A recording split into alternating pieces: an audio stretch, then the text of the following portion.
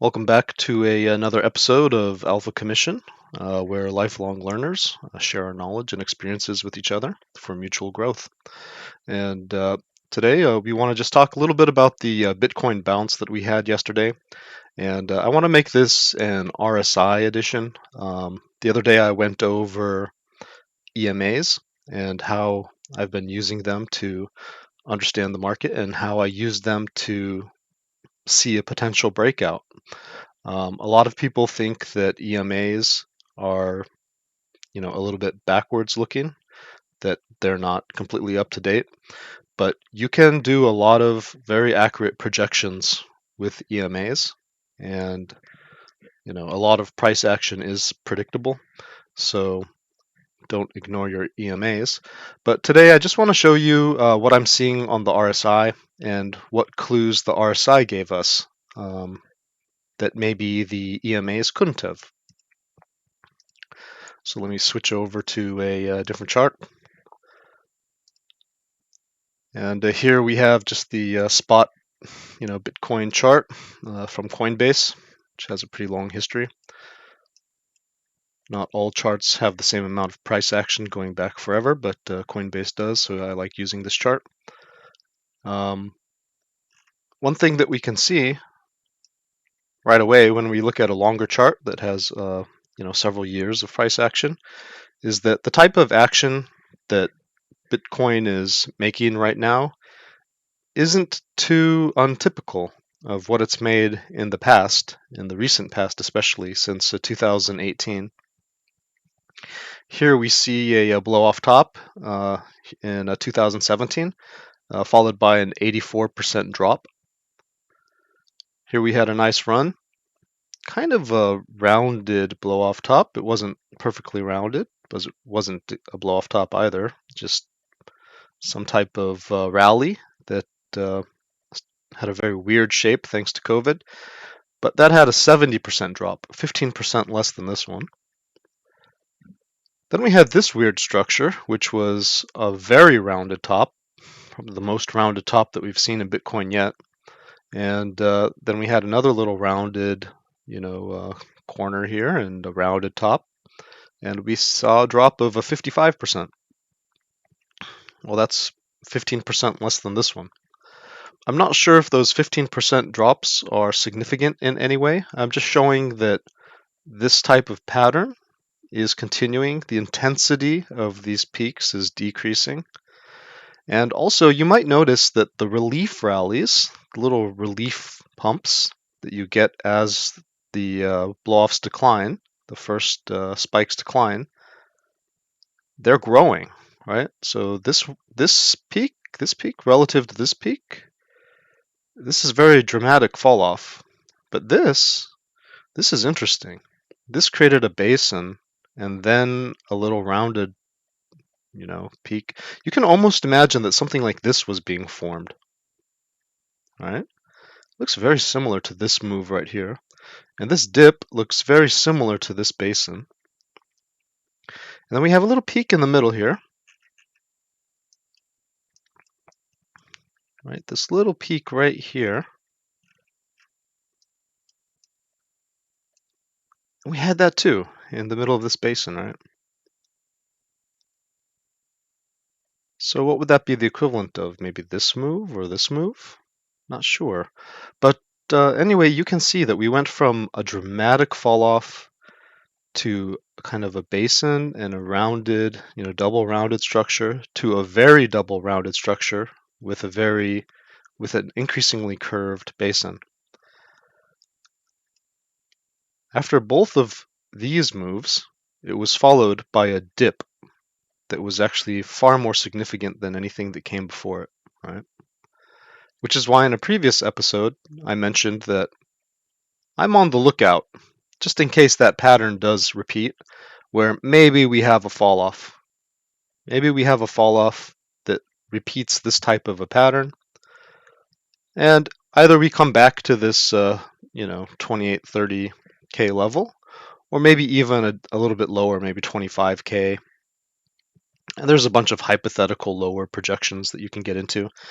Personally, I'll just put my own opinion that I think that maybe 25K is, the bottom if we do that, just based on a variety of other factors.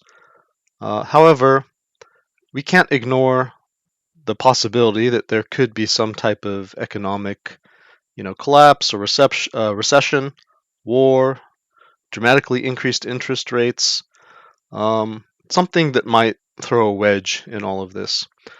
However, leaving that aside, we can see that these very spiky, very dramatic charts are being replaced by smoother curves, right? Smoother curves. And maybe the bottom is going to be smoother than we thought.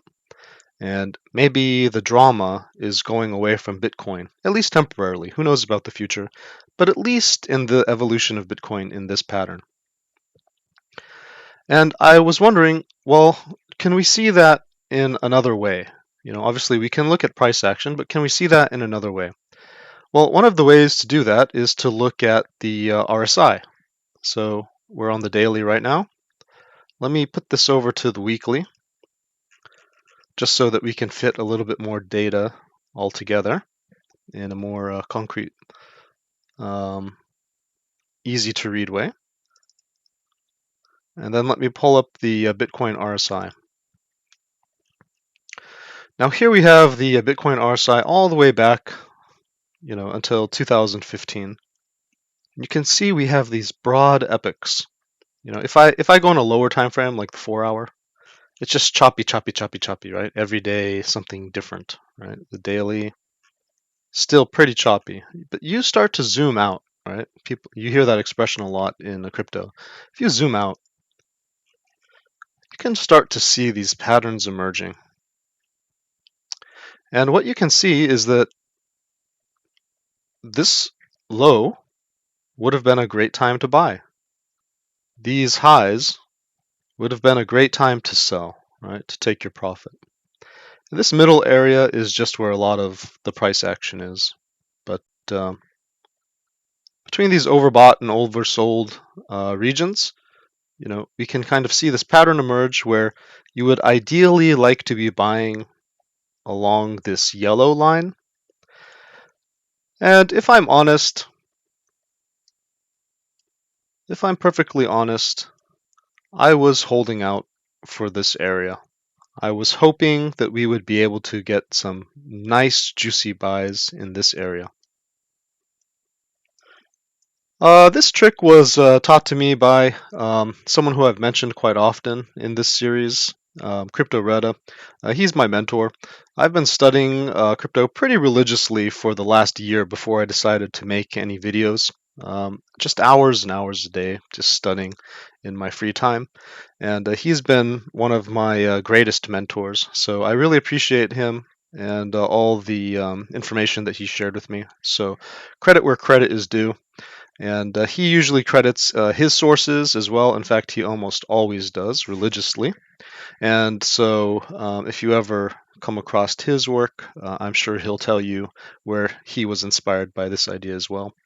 But for me, I was inspired by Crypto Retta, and I'll keep mentioning his name several times as he is my mentor. He has a great group that he runs. It has a waiting list. He gets to hand select who he wants in his group. And so just a very valuable resource for the crypto community. And, when we were studying together during the summer, right, June to September here, right, we could see that we hit a low that wasn't quite on that yellow line. We were eagerly waiting for some type of capitulation to bring us down at least into this red zone in the RSI and hopefully down to this yellow area. Well, what we discovered is that perhaps as Bitcoin has been softening, which I just mentioned to you, the spikiness of the chart, the drama of the chart is being reduced to a softer kind of wave pattern. As that wave pattern is emerging, a little bit more like the S&P 500, a little bit more like stocks, and a little bit less like crazy Wild West days of crypto, as these big institutions come in and start to soften the blow of these moves, Well, we can see that the RSI, although it looks quite dramatic, the intensity of its falls has decreased. And so one of the concepts that I came up with is that maybe we're on a diagonal and maybe we're not really looking for these lows around this 38 to 40 area anymore. Maybe if I could just project from this low here in 2018 and this low here in 2020, 2 data points isn't a trend. 3, you have the start of a trend. 2 is just a coincidence. However, we did seem to print a third point. And so this may indicate a trend that's emerging in Bitcoin's future. And this trend, I haven't really seen too many people point this out that we might not get down to this level. But, and this was just an original thought that I had, that this is softening and that this was an indication that it was softening as well, because we also saw this midpoint. And I just thought maybe I should be looking for a circle of pricing that reaches from this trend line down to this yellow line. And if we get blessed, we have the opportunity to buy around here. This is where millionaires are made. And if necessary, we can buy up here, which, it's not the most ideal place to buy. But if the RSI doesn't come down, if price action doesn't come down to these very far extremes, then it's going to be a best buy for you in any case if this cycle continues. Because look, we bounced off and we never came back. Bounced off, never came back. Bounced off. Are we never going to come back? In that case, if it's true, then this may be your best opportunity to buy. And sometimes people accuse me of being bearish, but that's not true. I'm simply looking for great opportunities. I'm looking for those opportunities which have made millionaires in the past, right?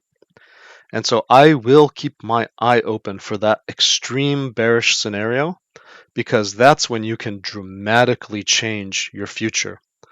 Now, it wasn't on this dip, but we might have a retrace and come back in here, in which case this trend line is invalidated, this orange line is invalidated, and maybe we're back to this extreme, which has been pretty well proven, right? 3 times. But now that we have 3 points on this orange trend, this diagonal is just as valid as this yellow line.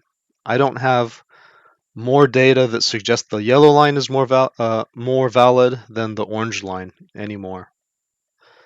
As for the intensity of the market, well, we are seeing something interesting in the middle. We're seeing these huge sags, which can also indicate the softness, the roundness of the market being formed, as opposed to these blow-off tops and just the drama when crypto was controlled by the miners.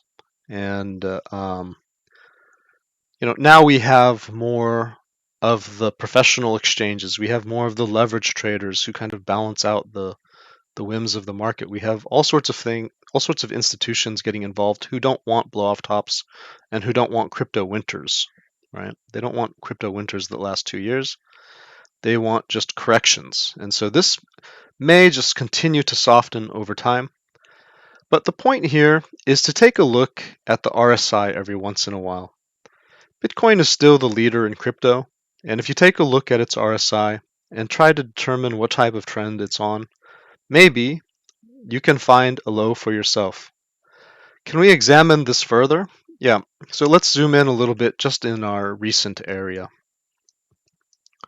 Well, we're on the weekly chart. So on the weekly chart, we had this blue trend line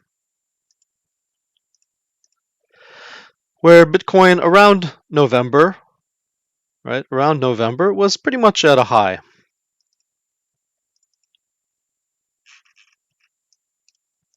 Right, here we can see November 8th, right at the top, right at the top there. And then Here on our good old RSI, we had a peak here right around November 8th, right?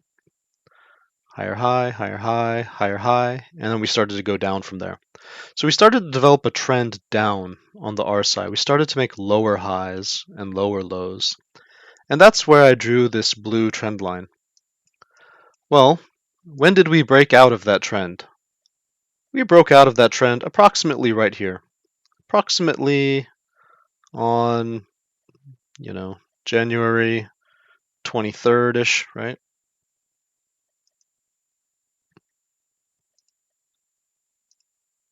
Let's go ahead and take a look at that. This is the week, so I can't get an exact day, slightly before.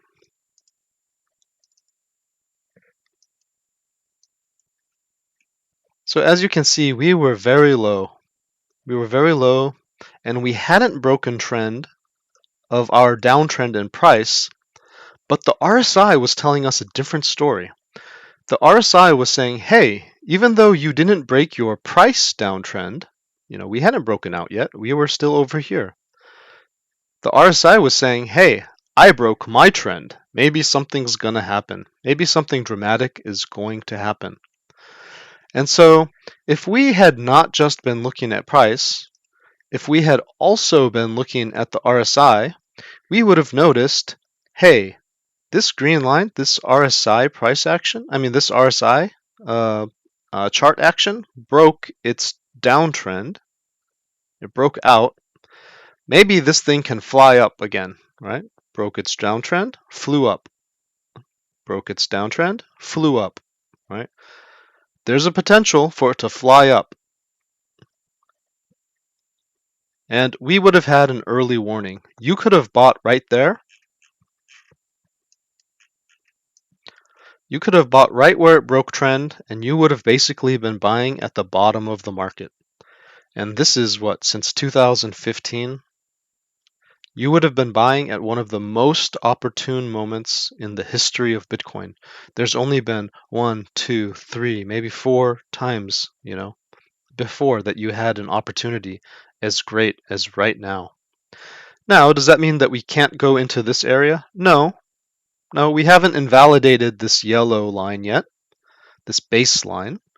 Maybe something crazy in the world can actually bring Bitcoin down to this area, and that's where I want to have the ability to have some money, right, some tether on hand to buy this area in case we do crash down there, in case there is a massive recession, a war, crazy interest rates, just something unexpected, a black swan event that comes up and forces us down into this area. I want to be able to have some cash on hand to buy. However, if we do continue to fly up the way that we do fly up whenever we have these breakouts, then I'm going to start deploying my cash around here, not up here, right? I'm not going to be buying at the top of the market. I'm going to be buying when things get confirmation of bullishness. We can talk about that in a different episode, but right now I just want to share these principles of the RSI. And can we get a little bit of a clearer picture if we go onto the daily? Yeah, on the daily, we have this red trend line. And the red trend line is giving us even a little bit earlier signal, right? So if you had been on the daily, you could have seen, here's a point, here's a point. This doesn't break it, nothing broke it. Oh, it got broken right here, right? And that one, that one is breaking right here on the right here on the 30th when we had this type of drop.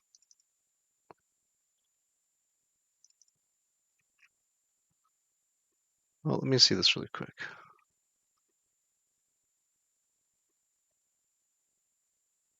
This one is 124.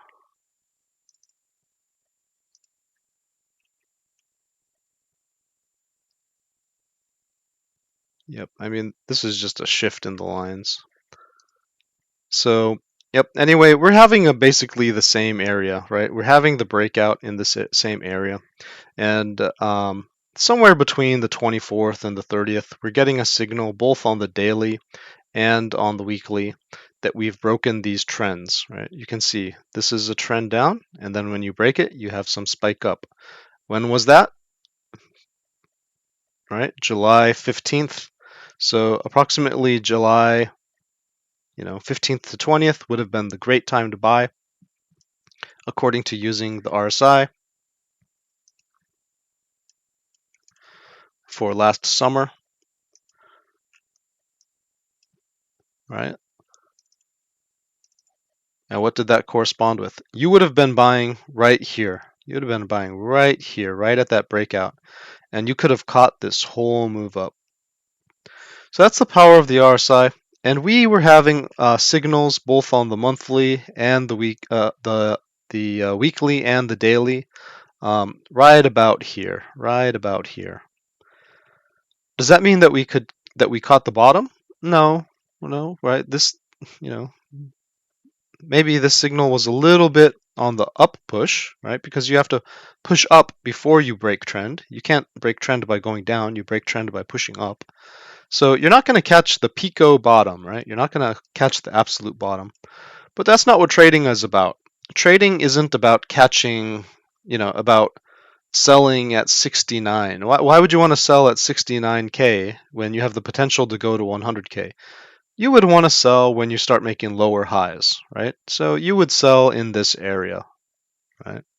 That's when you want to sell. You don't want to sell when things are still going up. Likewise, you don't want to necessarily buy when things are still going down, right? You don't want to buy here if things are still going down.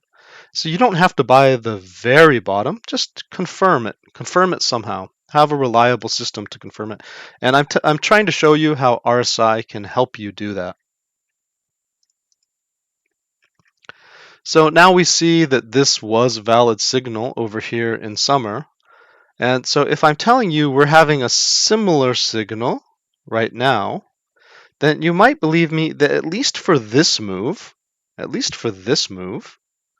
it might be interesting to have bought, when these alarm bells were signaling, when we broke trend here. Right? When we broke trend. And let's see. Even though we may have had hopes that we could go lower and get cheaper prices, you have to have a reliable system, and you have to stick to your system, because when you start breaking your own rules, where you get a signal and you ignore it because you're greedy for lower prices, then you're going to cheat yourself. You're going to cheat yourself. So yes, while we were going down, I was very bearish and I was targeting this area. But when we flashed this signal, because I monitor the RSI, when we broke that in the RSI and in the EMAs, then I had to tell myself, hey, Skyfi, don't be so greedy. It's time to buy. It's time to buy. And whatever the next move up is, I'm going to sell at some type of a resistance. Because as you can see, we can break trend, right? Let's say that this is a trend line. Oh, look, we broke trend right here. We had a nice bounce on Bitcoin. Let's see what that aligns with.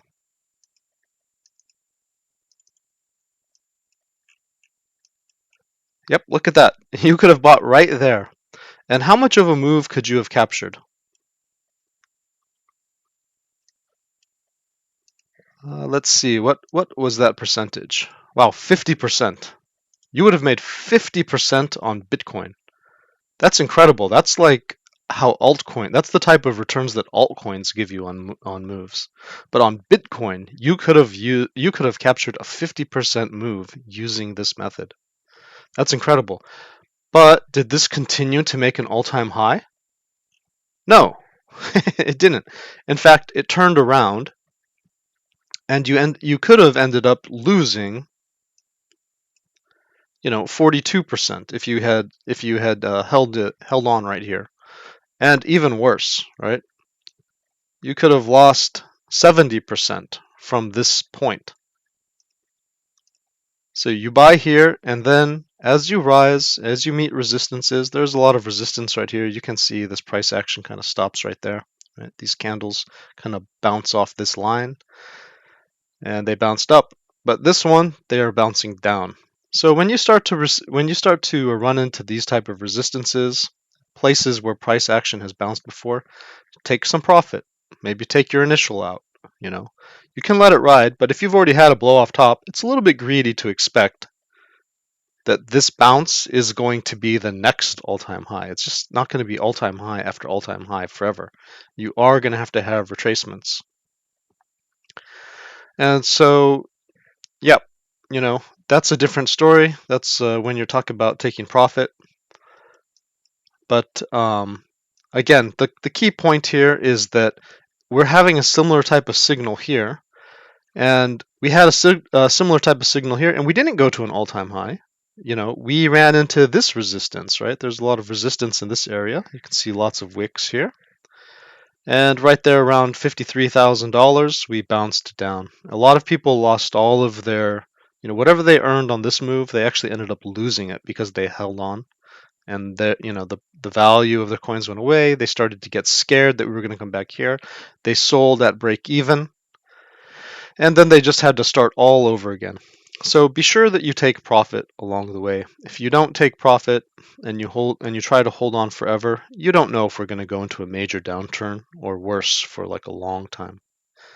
And the reason I'm putting so much emphasis on that is because we could be seeing that we could be in one of those type of areas right now. You do see we have these candle closes here. We have this wick here where we got rejected. We bounced up here, but when we were under it, we bounced down. And so we're under it right now, and we haven't really confirmed that we are able to get over it yet. So in my mind, and this may not be true for everybody, you can decide for your own risk, but in my mind, if you bought here, or where that signal was, right? If you had bought here where that signal was, and you're still holding on to your coins, it makes sense to take some profit in this area. Maybe you don't have to take all of your profit, but it makes sense to take a little bit of profit. And if we break through, just like we broke through here, we didn't break through here, right? You could have bought here and we didn't break through here. You could have bought here, maybe we don't break through it. Maybe we bounce down, just like those other ones where we kept going down, right? We already had our top. Isn't it kind of greedy to think that we might have another top right away? Probably we have like one of these things at best, right? And it might be a lower high than this one, right? So it could be here, it could be here, it could be here.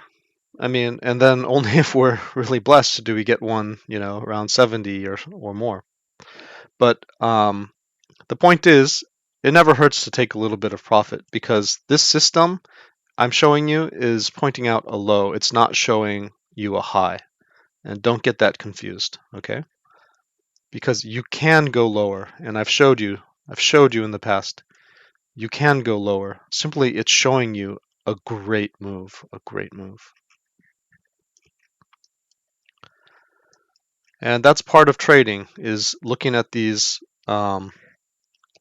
indicators regularly. Now, why would we suspect that there might be some type of why might we suspect that we might want to take profit along the way?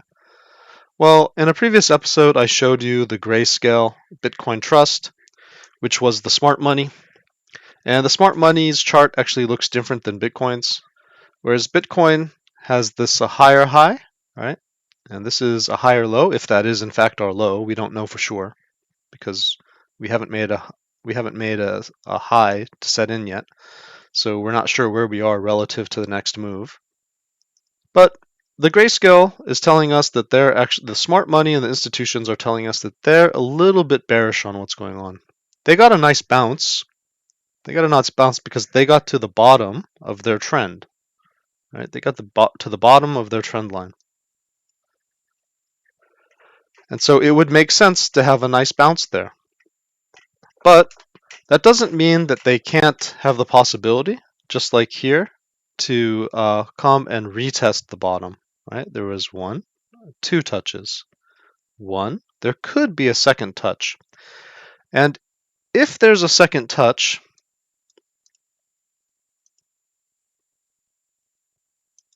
you see they haven't broken trend yet. So if there's a second touch, it could be that the spot chart that we're working from also breaks down and comes and has a second touch along with them, right? So maybe something like this, and we get a rejection here or a rejection up here, something like that, and then we come back down, maybe even make, you know, a lower low, maybe make a double bottom here with a 30K, maybe reach that 25K. We don't know. So even though this is flashing us a very good value based on this diagonal, we only have 3 points of confluence here to make the most basic of a statistical trend. We don't have enough data points to say that this is a sure thing. We might still break down into these areas. And so take your profit when you can. And why would I suggest that, you know, this red line is important? Why do I have this red line marked out? Well, I already showed you, you know, what the summer looked like. And if we take a look at, you know, just another chart of Bitcoin, we can see, you know, we can see that this area looks very similar to this area.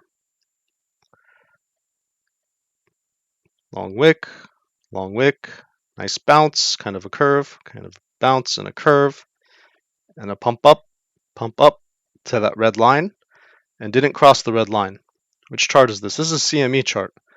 So CME chart is different than the spot, you know, the 24-hour, you know, 7-day a week spot action, like you know, Coinbase and some of these other ones, like a Binance and KuCoin. They're always open, but they have market makers who are basically manipulators of the market who are trying to free up liquidity. They're basically trying to ruin people in order to get money into the market. They're not evil or anything. They're just trying to make money for the exchange and to free up liquidity.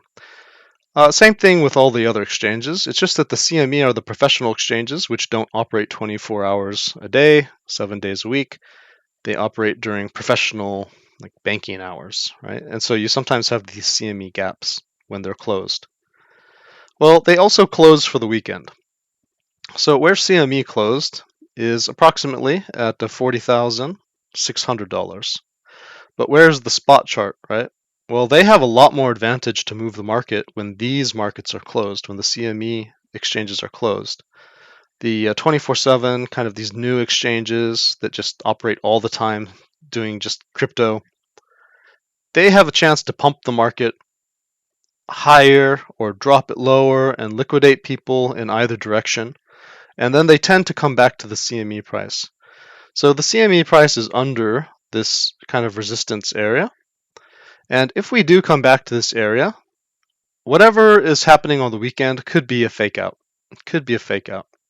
So you might want to consider to wait until Monday, until you decide whether or not you have your confirmations, and to see whether CME catches up with the 24-hour exchanges, or whether the 24-hour exchanges were kind of faking you out and they come back to CME and that in reality we're in this area. If we break above it, that's going to be a good sign. But if we stay under it, you're just going to want to watch, maybe wait for a pullback, you know, see what happens. Just see what happens. That would be what I'm going to do. Obviously, you can do what you want, and I'm not giving you financial advice. But you do see this pattern on CME where there's this type of spike up and then there's a drop down within a channel. spike up, and then a drop down within a channel. It broke this channel essentially. Spike up, broke this channel, and then this kind of like drop down, right? Made a new channel here. Broke up. There's the possibility that it can break down again. And then maybe we have that type of double bottom that we were looking at as potential on the grayscale chart. And this is the type of juggling of different ideas that, we can have in our mind, where maybe this isn't so much as this type of a breakout as it is potentially this type of rejection. Right? We almost had a rejection here, but it ended up just being a pullback, which then made a higher low. This was a lower low, a higher low, and then another higher low.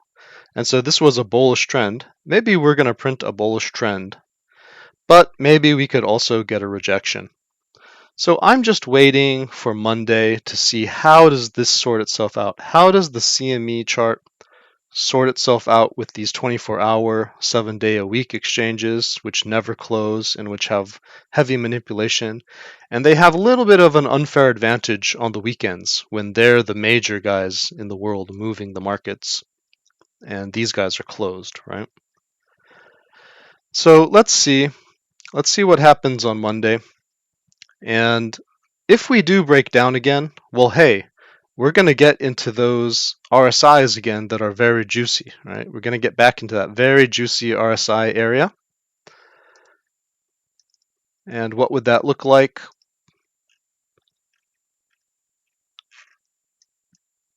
Well, if we're over here, that might just look like a retest to this orange line, or it could be a breakdown below the orange line, right? So that would be, if we're going to go even further down than we were before at 33K, maybe we could break down further and get even better prices, or we could just retest this and bounce off. Now, historically, we don't do that. Historically, we do see a little bit of a bounce down. We do see a little bit of a tapering off, but we don't see a correction, a massive correction. So if we do have a massive correction that comes back down to the line, you can see that there may be something different going on than in the past.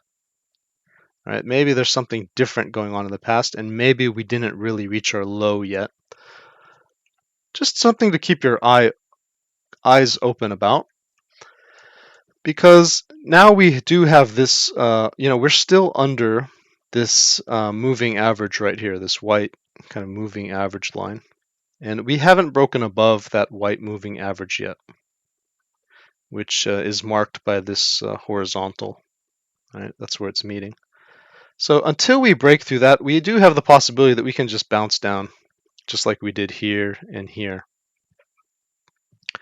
And then we would just move our trend line, right? We would just move our trend line, and then we would start over. But that doesn't change the fact that had you caught this breakout on the RSI, you could have made a lot of money on a very powerful move that historically has made people a lot of money whenever you do break these trends. It doesn't mean that you're catching the top, but it's one way that you can catch almost the bottom and get a very good value, especially when it's in this red zone. Less so if you're in the middle zone. And if you're in the green zone, you're buying very dangerously. You're buying very dangerously towards the top of the market. For new people entering the market, you may not know that's the top. But had you checked the RSI, you could have said, oh, look at the RSI. We're in this top green zone area. Maybe I shouldn't be buying. Maybe I should just save my money for the next 6 months and just see where it goes when it has a correction down to the red area, or at least under the midline, right? And that would have been probably better financial planning than buying up here or buying up here right before a collapse. So point of this episode, check your RSI.